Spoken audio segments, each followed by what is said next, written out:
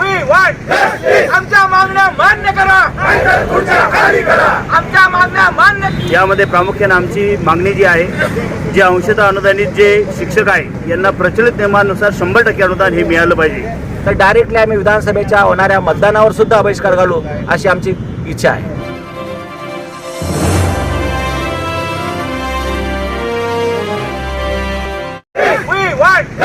आमच्या मागण्या मान्य करा, आमच्या मागण्या मान्य करा.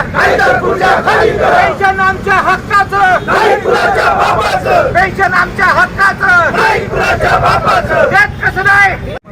मी लक्ष्मण दामोदर हिवाळे, औरंगाबाद जिल्हाध्यक्ष, मुक्ता शिक्षक संघटना जिल्हाध्यक्ष. हे जे आमचं आंदोलन चालू आहे हे मुख्याध्यापक संघाचं आंदोलन आहे. या आंदोलनामध्ये आमच्या ज्या विविध प्रकारच्या ज्या प्रलंबित मागण्या आहेत या संदर्भात आम्ही हे आंदोलन करत आहोत.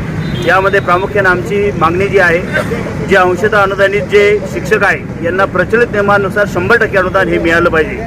त्यानंतरची जी मागणी आहे, जी मेडिकल सुविधा 100% अनुदानित शिक्षकांना मिळते, ती सर्व प्रकारची मेडिकल सुविधा या अंशतः अनुदानित शिक्षकांना ती मिळाली पाहिजे.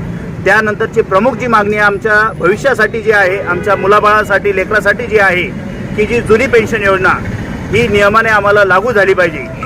15 मार्च 2024चा जो GR आहे त्यामध्ये ज्या जाचकाठी आहे या सर्व रद्द करून नवीन नियमाप्रमाणे तो GR निघाला पाहिजे. त्यामध्ये सर्व प्रकारच्या ज्या आमच्या मागण्या आहे या त्या ठिकाणी मंजूर झाल्या पाहिजेत. जर या मागण्या मान्य जर आमच्या या मागण्या झाल्या नाही तर शिक्षक काही करू शकतो. जर शिक्षक पिढी घडू शकतो, समाज घडू शकतो, तर या ठिकाणी निश्चित या सरकारला अद्दल घडवल्याशिवाय राहणार नाही. आणि येणाऱ्या या विधानसभेच्या निवडणुकीमध्ये हे पाऊल आम्ही निश्चित त्या ठिकाणी उचलणार आहे. तसेच या इथून पुढच्या जे विधानसभेचं जे इलेक्शन आहे या इलेक्शनमध्ये जवळपास 75% 90% हा शिक्षकांचा खारीचा वाटा या कामामध्ये असतो.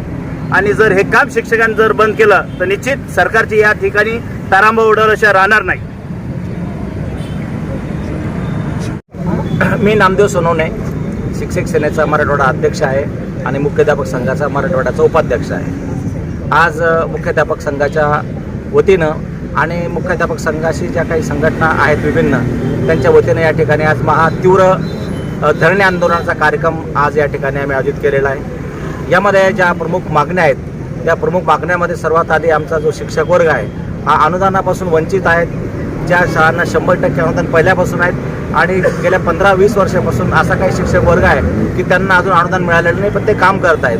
काही शाळांना 20%, 40%, 60% याप्रमाणे त्यांना अनुदान भेटत आहेत, त्यांना वेतन मिळत आहे. परंतु आमची अशी मागणी की त्या सर्व शाळांना शासनानं 100% अनुदान हे दिलं पाहिजे.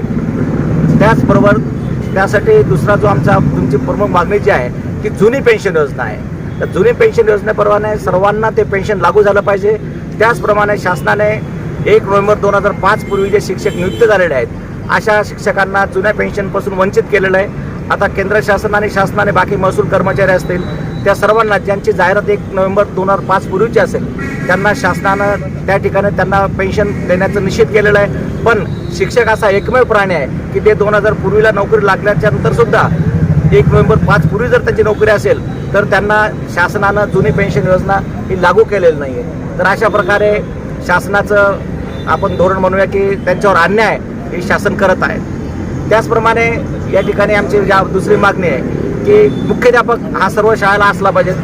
त्या शाळेचं जर एक जरी संख्या असली तर त्या शाळेला मुख्याध्यापक असणं गरजेचं आहे. परंतु शासनाने 15 मार्च 24ला GR काढलेला आहे. त्या GR प्रमाणे जे आहे की 150ची संख्या त्यांनी अट दिलेली आहे. ज्या शाळांना 150 संख्या असेल त्या शाळेला मुख्याध्यापक द्यावा अशी त्यांची अट आहे आणि ती अट ही अन्यायकारी आहे. त्याचप्रमाणे आमची दुसरी याची मागणी की शिक्षकेतर जे कर्मचारी आहेत, शिक्षकेतर जे बंधू आहेत त्यांची सेवा जी आहे त्यांची शाळेमध्ये त्यांची समाप्त केलेली आहे. यानंतर जो सेवक निवृत्त होईल त्या जागेवर सेवकाची भरती करणार नाही. आणि म्हणून जर सेवक शाळेत नसेल तर शाळेची सफाई कोणी करायची, स्वच्छता कोणी करायची हा प्रश्न आहे. आणि शाळेविना शिपाई विना शाळा हे समीकरण असू शकत नाही. तर असं आमचं म्हणणं आहे की जो शासनाने शिक्षकेतर कर्मचाऱ्यावर जो बॅन आणलेला आहे, निर्बंध आणलेले आहे, ते निर्बंध तात्काळ त्या ठिकाणी हटले गेले पाहिजे. आमच्या यानंतरची पुढची मागणी आहे की जे आमचे सारखे जे शिक्षक 100% वेतनावर आम्ही काम करतो, आम्हाला कॅशलेस योजना लागू आहे मेडिकलची. पण जे आमचे बांधव आहेत जे 20% काम करतात, 60% काम करतात, 40% काम करतात, अशा आमच्या बंधूंना सुद्धा आमच्यासारखीच कॅशलेस मेडिकल योजना ही लागू असली पाहिजे. आणि म्हणून आम्ही या ठिकाणी या ज्या प्रमुख आमच्या मागण्या आहेत, या मागण्या मंजूर करण्यासाठी या ठिकाणी आम्ही आजचा धरणे आंदोलनाचा कार्यक्रम या ठिकाणी आयोजित केलेला आहे.